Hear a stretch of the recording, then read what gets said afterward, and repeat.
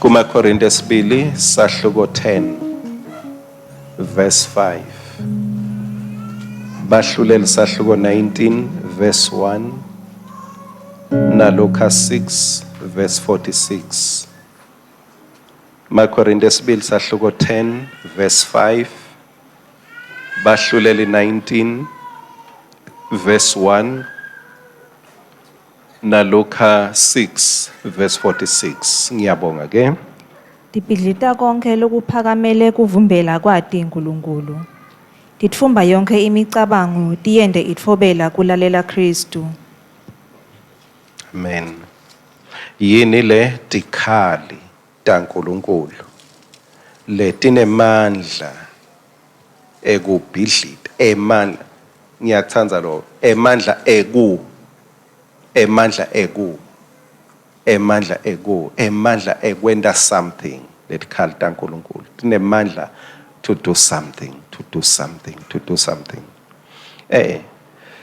Bese ke tithumba yonke imicabango kani kubhidlika ini tithumba yonke imicabango makukhona la kunembi lenkulu kakhulu khona akusiko eRussia nase-Ukraine kepha la kunembi leshisa kakhulu kwedlula lesiyibonako lesiyivako kulamcabangweni yethu ngoba leya la emcabangweni ngishulele ila ngizohamba udla kuyalo ngabe lokhu manje ke kuzila kwethu nekuthandaza kwethu we want to bring captive every thought lethi nje mayithi iyasukuma ikuphambanisa naNkulunkulu imcabango lekuphambanisa naNkulunkulu imcabango lethi hayi kungcono lokhu kunaloko kwaNkulunkulu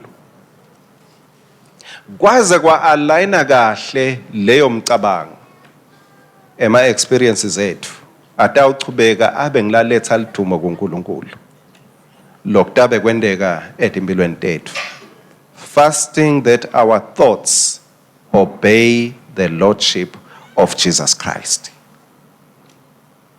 kuzila kwethu kucondzene nathi ngoba kwaconza ngala tawuconza ngale ngaphandle kubahluleli sahluko 19 verse 1 Ngaleso sikhathi sive saka-Israyeli saside inkosi.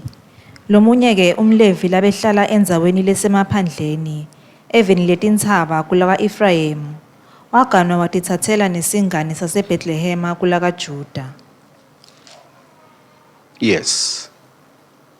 Sisekelo sale sahluko lesisifundzako ngicela mangabe ugcine ufunza sahluko 20 kulokuzila umfunze nasahluko 19 ngoba lendzaba iqala lapho konke lokwentekako kusahluko 19 nasahluko 20 sisusa sako kuthi bekude inkosi kaIsrayeli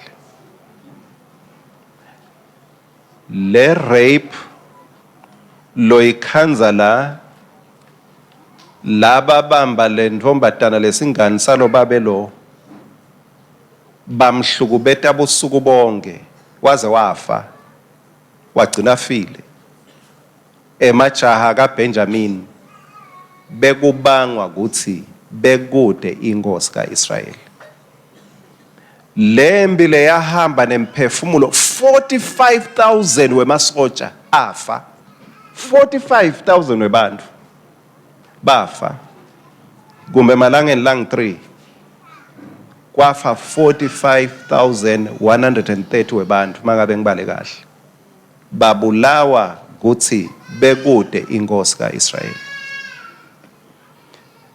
makude inkosi kaIsrayeli kusho ukuthi nguloyo bekenda mathanza ngulo lofuna kurape bekahamba yo rape lofuna kukhama makhelwane wakhe bekahamba yokhama makhelwane there was no voice of command kaIsrayeli ngiko kwaba nalomphumela lo wagcina ubulele bani kwagcina kunembi ngoba bekude inkosi kaIsrayeli. Ebandleni angithuthe kaIsrayeli mangabe ekukholweni kwethu singaphili ngaphasi kwebukhosi baJesu sithatha ikhanza senda mathanza sitaba bazalwane but labenda labakuthandzako ubona ngani ukuthi Jesu uyinkosi? Ubona ngekuhamba, ubona ngempilo, ubona ngekujika nalabe uthi uyakhona kube ngathi inkosi yelizulu yakwekhuta ujike ubuyele emva njengenkomo ishawe ephondweni, shy reverse. Labanye bathi hayi maye kumnanzi kushona ngala, wena sewubuyele emuva ngoba inkosi yelizulu lebusako kuwe seyikubonisile ukuthi akusikahle. Noma labanye bangathi kumnanzi but inkosi yelizulu seyikhipha umlayeto kuwe lese wenda ukuthi usale withdrawa. Mangabe Jesu ayinkosi la kuLuka ke ngiko Jesu athi nisholani kimi ukuthi Nkosi kanzi anendi lengikushoko. Ningibitelani kuthi Nkosi nibe ningendi lenginitshela kona, hayi lenginicela kona. Lenginitshela kona if you don't do what I command you to do. Inkosi ayisivuselele ekuthenini kukholwa kwethu kube i-response to the King Jesus on the throne. Kukholwa kwethu sikuphile ngekuthi kusho inkosi Jesu. Lenkwentako kusho Jesu. Nekuthandaza kwami noma ngangithandaza 2 minutes ngithandaza ngenxa yakho Jesu. Lenkwentako kuvusela abanye kunikela kwami ngenxa yakho Jesu. Lela verse empilweni yethu lime lisale lingasho ukuthi kwakude inkosi kepha impilo yethu ibe under the cloud of the Lordship Jesus Christ. Matthew sahluko 9 verse 21. Matthew 9 verse 21.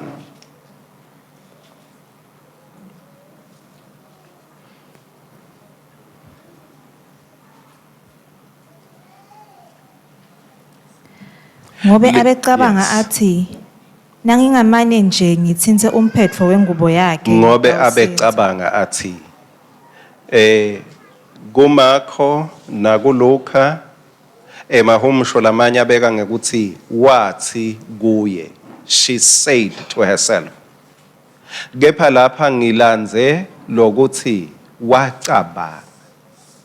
Ngobe wacabanga emva kwekugula isikhathi lesithe weva ngaJesu wase uyacabanga. Lokuthi sibe la bathandekayo sibangelwe yimicabango. Asikabangelwa timoto noma ngemabhasi noma ngemakhumbi. Asikabangelwa ticathulo noma ngemateki noma ngemaphushini. Kepha sibangelwe yimicabango. Lokuba khona kwakho la kude lokuchamuke ngemzaca ngesini bomngami mangabe kubenjalo Sunday school. Kepha esikhatsini letiningi kude lokushaya ngemzaca wathi phoseke esondweni wakugalela ngemzaca wabe bathi uyagucuka hey ungentani wakugalela ngethi bhakela hamba esondweni but sila ngenxa yemicabango. Ngikho ke imicabango yethu uma inga aligna icondzane nemicabango yaJesu kukhashane la siyakhona. Jesu akufuneka asethuse ngesihogo, asethuse ngekushayeka nangebuphuya. Jesu ufuna si-align imicabango yethu ngaphasi kwemicabango yakhe asesihlalweni. Ngoba saze sacabanga nje samcabanga Jesu angilokulanga kona njengalomfati lo simo sakhe sashintsha. Lebe kumphethe kwaba ngumlando ukuthi kwake kwamphatha umcabango. Mangabe lesikubonako lamhla kuneliciniso lelisevini lenkosi njengelive injele likuTimothy wesibili sahluko 3 ngiyathi ukuthi siyaye silifunze kumbe sowalifunza waliwebha kanengi Timothy wesibili sahluko 3 verse 1 etikhatsini tekugcina kuyaba netikhatsi letinjani bazalwane niyakhumbula khumbulani na kwemalangeni ekugcina kuyawufika tikhatsi letinjani letimatima bantu bayawuba njani bayawuba ngilabatitsandzako batsanze nani nemali tsani Jesu bayitsanza bonke except me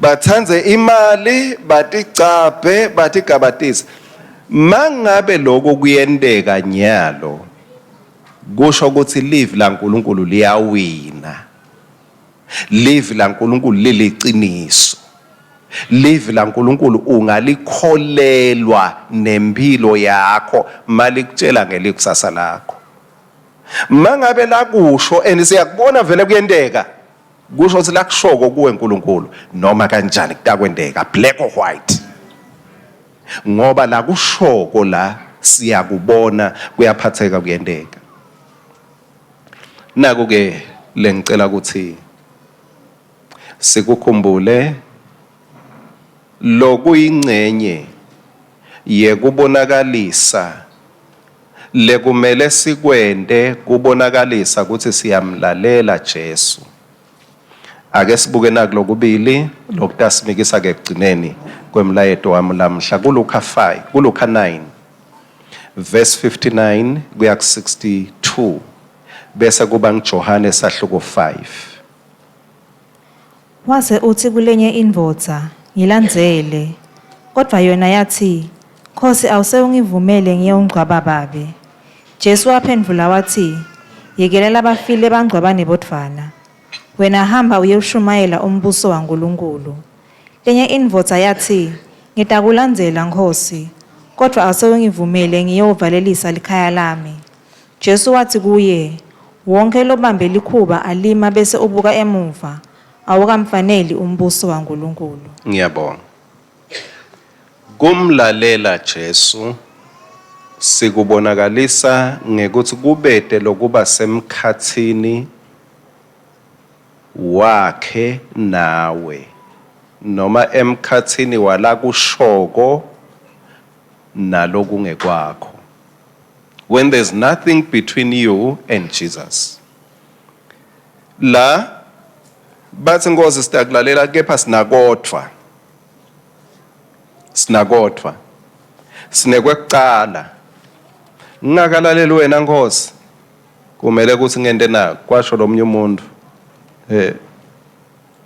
angisati ukuthi uNkulunkulu bekathini kuye kepha wathi Nkosi ngicela nje ungiside unginike isikhashana ngihambe nje ngiyosotha nangiya ndabe ngiyabuya ke ngiyakulandzela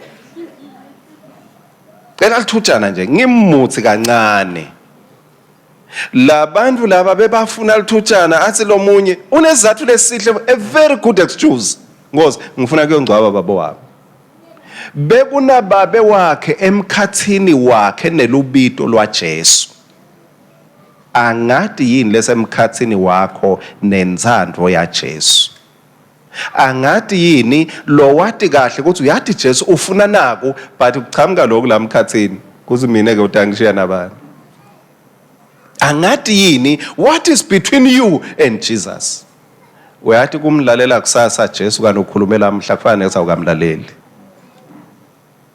kufanele ukuthi awukamlaleli mangabe bengibekusala noma kule ekseni kuthi mangabe umntwana uyambita nyalo uthi yesibongile wodala ngiyabekisa sibongile igama nje lelifikile ukuthi ngiya yesibongile wodala athi ba uphinze umemete sibongile wodala ba ahamba yolala achamuke kusasa ekuseni bothini baba utawuthi good girl noma utawuthi hamba kusabela nekuphendvula kuNkulunkulu eminyakeni lolandzelako kana ukhuluma lamuhla kufanele ukuthi awukamlaleli kufanele ukuthi uNkulunkulu sowukhulume kanengi kube ngathi ku spiritual lo uthi ukhulume kanengi kanti kusho ukuthi akusikahle Akusekahle. Mangabe solo tinyathelo angitithathi. Kusho ukuthi lo Jesu angimboni njengenkosi. Lekufanele ukuthi makathi njengaloku asho la athi sukuma ungilandzele ngithi bayethu angimbuthi nethi siyaphi eJesu. Ungisaphi ngoba ngiyawati ukuthi umhlaba ungewakhe nekugcwala kwawo. Umhlaba ungewakhe.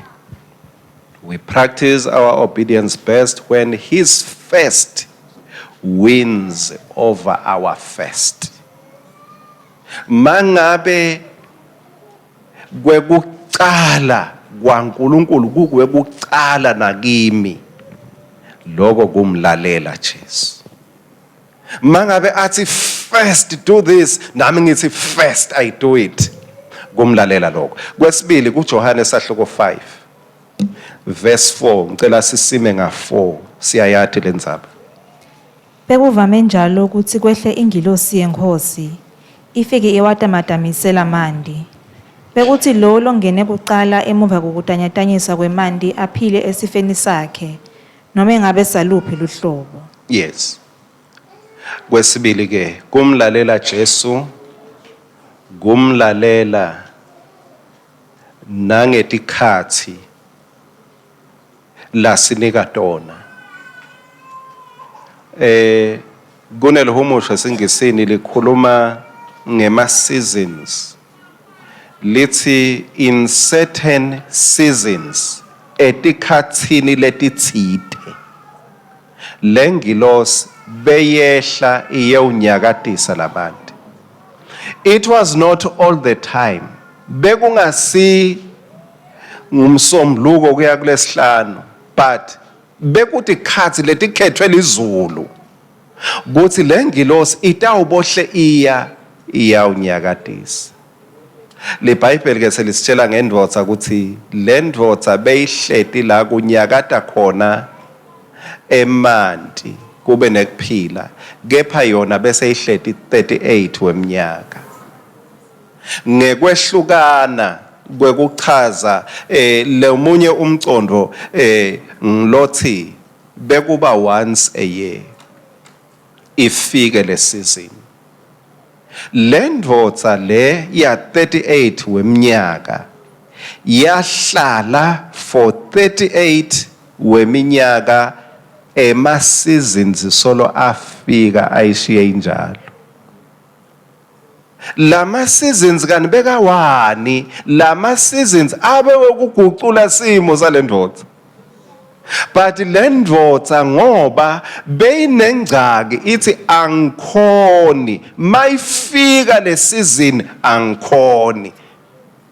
Yon labanye sebasukumile bahambile bayafika labanye emva kwakhe bayathutha bayahamba bafika baphethwe ngiloku bamshiya unjalo yena nje ubala kuthi iminyaka yami saying 38 but akabali kuchubekela kwakhe phambili. Umnyaka wa 2023 lesta kudla nalesikudlile lokufaka ekhathi umbila labasilimele wona lapha engatheni. Umbila lesiudlile lo fresh nalesitawuvuna angeke ubangwe kuthi ngi2023. Ngeke kuthi ngoba ngumnyaka lomusha utawubona umbila uhluma. Kuyawubangwa ukuthi kuhlanyelwe.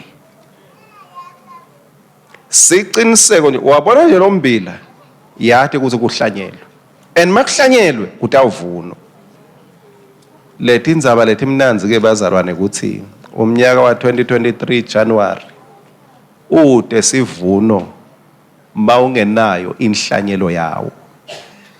Umnyaka nje uthatha gunqutele. Now to record nje 2023 land was yahlala 38 years lathi into tendeka khona abazalwane but yahlala yona 38 weminyaka. Nothing was happening empilweni yayo. Why? Ngoba uNkulunkulu wendani kan uNkulunkulu God offers us opportunities for change but he does not force us. akasibambi ngenkani uNkulunkulu athi njengalo ngiletha imvula hlanyela akubambe uNkulunkulu sekukhanze usephethe likhuba ensimini babe kwente njani uNkulunkulu uyangishaya uthi angitohlanyela but uNkulunkulu utakunika sikhathi sekuthi ungahlanyela anise imvula yakhe athi hlanyela uphike kulala mawunemasimu ngemsawenkosi kumbe unemasimu uphike kulala kumbe umemede uthi ngegama lika Jesu uyawukhanza tshani every year ngoba angeke uNkulunkulu akuhlanyelele uNkulunkulu utakunika the time ukuthi ungahlanyela lokuthi kuhle kucalelwa phansi umnyaka uNkulunkulu usuke athi makwendeka umnyaka lophelile ukushiyile ngikunika lelinye lithuba ukuthi ungahlanyela imayemuhle uNkulunkulu bazalwane ngikunika lithuba ukuthi lo mnyaka lo ungasisetha sephetho sawo ukuthi angeke uphele njengeminyaka lophelile ungahlanyela nginika angikuniki nje January angikuniki nje 2023 but I am giving you a season where you can sow and change your destiny la ungahlanyela khona ushintshele kusasa lakho lokukabi ngilokuthi noma ungakhala ayishintshi lesizini ishintshiswa imbewu noma ungafika uyikhalele hawu ngoze uyangibona mina anginalutho uNkulunkulu uthi noma udelutho I will offer you an opportunity to have something but nguwe le kumele ukuthi ujampe kule season uthi Nkosi ngifuna kulibamba lithuba longiniketa lona Jesu uthi imbewu mayingakaweli phasi emhlabathini kuJohn 12:24 uthi imbewu mayingakaweli emhlabathini ihlala yodwa ngiqinisele ngithi kini inhlanyelo yakolo nayiwele emhlabathini ingede yafa ihlala yodwa kube bo makhelwane wakho ukuthi ngibani ngabe ngithi mtshele makhelwane ukuthi makhelwane but ungamtsheli yes ungamtsheli ngabe ngithi thani makhelwane utohlala uwedwa as long as ungakathayimi lenzaba yenhlanyelo uyohlala unje until uacknowledge ukuthi inhlanyelo lengaweli emhlabathini ihlala iyodwana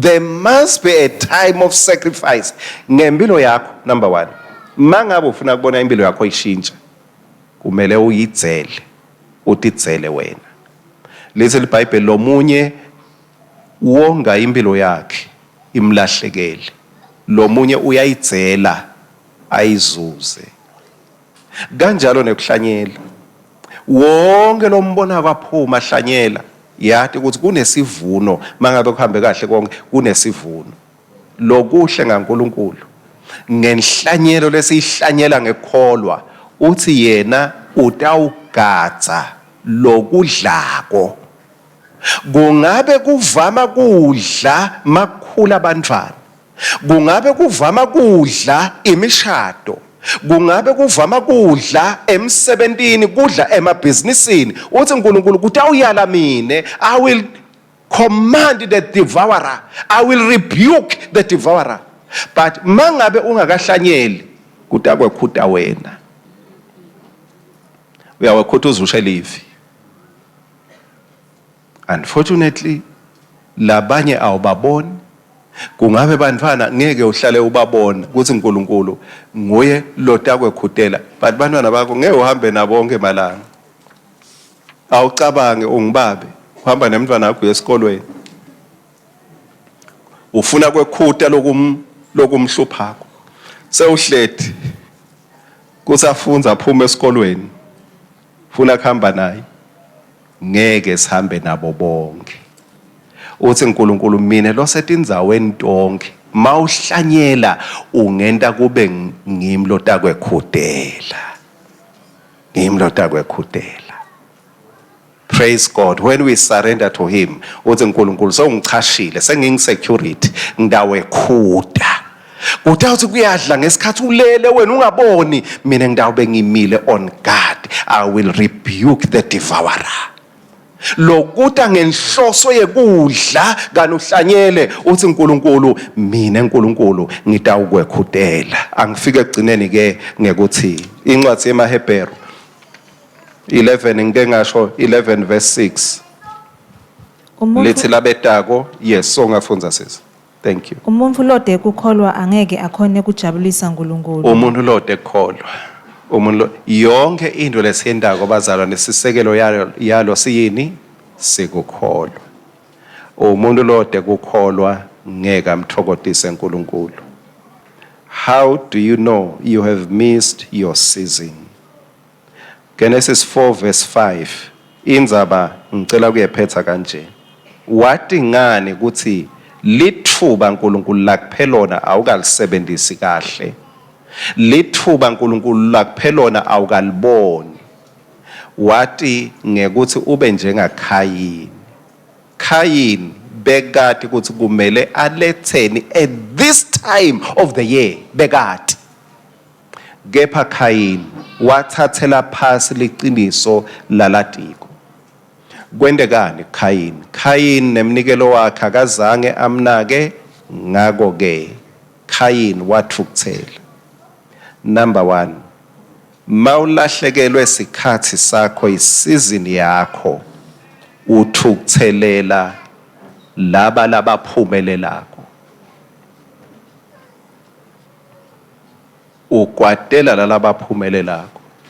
Utawubasho nekubasho ukuthi ngilothi bayadiza. Utawubasho ukuthi ngilothi banetinyanga. Utawubasho ukuthi ngilokuthi banaloku naloku. Uhlala umuntu loshiwa isizini yakhe angahlanyeli, uhlala akwatele bantu labahlanyele ngoba uNkulunkulu wenta labakuhlanyele kuhlume. Yakumilisa. Batali ba-Abela bekubobani?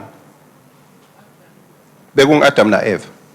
Batali baKhayini ke bekubo Adam na Eva. Uyabona seningatalwa khaya linye, but kubonakala kwethu ibusiso kwenu kungafanani. Batelwe khaya linye. Uyabona seninganikela uNkulunkulu munye, but kungabonakala kubusika kwenu ngendlela efananako. Akusho ukuthi sonke sitawuthola ipromotion ngoba sinesibusiso sinye, but the blessing of the Lord will always cause you to succeed in life. Period. Sibusiso saNkulunkulu senda umuntu aphumelele. Uthi uNkulunkulu mawenda kahle ngeke yini wemukelwe. Mawenda kahle. God has no favorites. Kude lamthanza kakhulu kunalomunye kusekuthenini nje wena ulibonile yini lithuba uNkulunkulu lakunika lona. uNkulunkulu uthi qinqo ubuyisela tinto emuvi ya rewinder uthi ukushiyile January lophelile ngunika January futhi. You can start all over again. He is God of another opportunity. Yes. Kwesibili kwesithathu. Sitala batali banye but kubusiseka kwethu akufanani. Kwesibili lo mona nendvukuthelo uyathukuthela mangabe ubona labanye bayaphumelela labanye bathola emathuba. Kwesithathu lekwegcina you live in a cycle. Mangabe ungakabambi sikhathi sekuhlanyela utawuphila impilo yesitungeledane. Utawuhamba so empilweni. Ngeke uphila impilo yokuthi usuke ku point A uya ku point B, but kuwe it's just impilo is just a repetition. Impilo ngimaphinza phinzane nje iyatiphinza. Njengalo kwanjalo kunjalo nanyalo. Futhi kude lokutawushintsha until you realize ngosi sengihlethe kakhulu la. Ngifuna kuhlanyelela incubekela phambili yami, my personal progress. Impilo yakho ngayisukumela wayithathela inyathelo. Lokhu lokwendeke ku 2023 uyabe ku-2022 uyawube solukhuluma ngako the rest of 2023 kuyawube solokhu semlonyeni wakho. You live in a cycle. Mabaletha bokhabe bo Abela na Kayini baletha kuNkulunkulu. uNkulunkulu lamhla ekuvaleni kwami, God shall rebuke those who do not even want to pay you. And so ya rebuke uNkulunkulu. Lo munye uyifasile vele bese uNkulunkulu yakwekhutela. Bese uNkulunkulu yakwekhutela. Bese uNkulunkulu yakwekhutela. Bese uNkulunkulu yakwekhutela. Athi uNkulunkulu ngiyayisukumela indzaba yakho, ngidakwekhutela. Ngidakwekhutela. Bese uNkulunkulu ekhute lokho lokufuna kudla lekusasa lebantwana bakho. uNkulunkulu ekhute kufa ngoba sibhekana nekufa onke malanga. uNkulunkulu uyakwekhuta kufa. uNkulunkulu ekhute titha.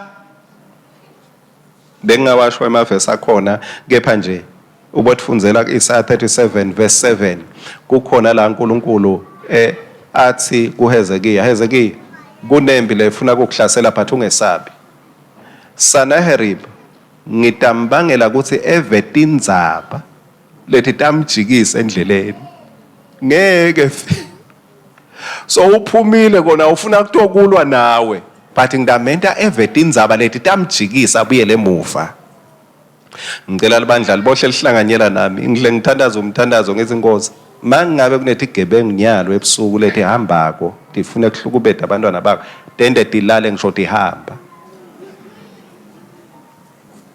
Atkhanze njalele angafezi lokhu bekakusukumele kuthi uyawukwenda. We serve a miracle working God. So ngikho empilweni lethi ngegebengu ngeke ukuthi ubone ukuthi bona. Why? Ngoba uthi makakucabanga wabanjwa buthongo usuku wakucabanga kabi kanti udle masi. Bafika buthongo bambamba ngci. Walala kwaze kwasa. Wasinza wena. Wacabanga ukuthi ngilokuthi usecured ubiye kahle kanti uNkulunkulu ufake buthongo walala kwaze kwasa.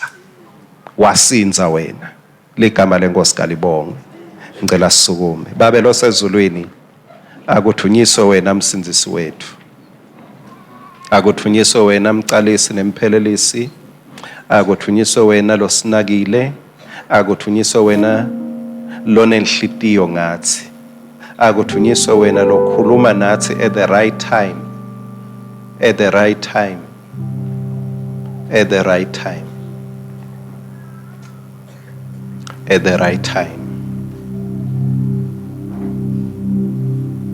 Awuzange wakhuluma nebaka Israel baphuma eGibhitha. Awuzange wakhuluma ngekuthi Musaphakamise indvuku etikwemanti. Kanti basaphuma eGibhitha at the right time wakhuluma. Ngoba bekusikhathi sekuthi kuvuleke lwandle lebelisembi kwabo. Nalamuhla Nkosi ukhuluma at the right time. Kukhona lo mbonako lamhla lophila situngele dane. No progress. Ubala iminyaka kude kuchubekela phambili la kubonako. Ukhulume at the right time. Thank you, Jesus. I pray that imicabango yakhe i-align with the truth lamhla. Athi Nkosi ngifuna ukuthi sukumela mine. Ngifuna ukuthi hlanyelela mine. I want to own this life. I want to see progress. Ngifuna kuyihlanyelela lempilo. Kunali lithuba uNkulunkulu langinikete lona lekuthi aphinza abuyise January. Aphinza athi ngumnyaka lomusha. Angifuni nje kubala bo January empilweni, but I want to count my progress, my strides in life. Angifuni kukhuluma celebrate just numbers, but I want to celebrate accomplishments that glorify your name, Lord. Ngoba wena uNkulunkulu mbamba lo wenda tindwo mbamba asikhonda isithixo awufani nabali. Ngiyabonga Nkosi ukuthi nguwe logadza imbewu phasi lehlanyelwe futhi nguwe kuphela lohlumisa imbewu and kude umuntu noma nemandla longanani noma imihlangano yabo bani noma bathakathi noma baprofeti bemanga labangabangela imbewu ibe stagnant once yahlanyelwa isesandleni sakho kuyimilisi. Ngiyabonga Nkosi because every seed that has been sown in faith,